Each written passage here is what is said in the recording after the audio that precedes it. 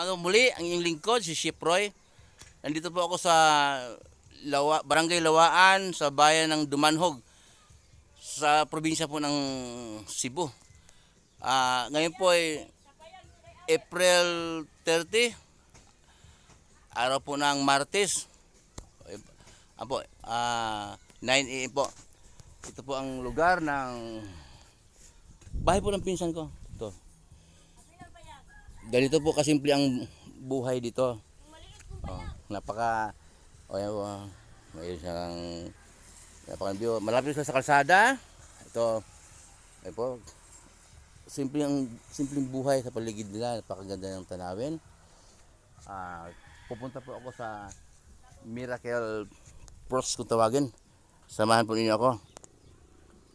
Ito po ang Miracle Fruits. Ang tawag po ito ay Miracle Fruits. Malapit lang po siya sa lupa. Dahil po manok dito.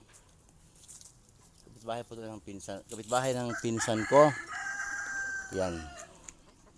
Miracle Fruits. Ngayon na po ako nakita ng ganito. Ano bang? Parang pakwan. Hindi naman pakwan. Parang buko. Hindi naman buko. Halos sayad na po sa lupa ang kanyang bunga. Yan. Miracle Fruits.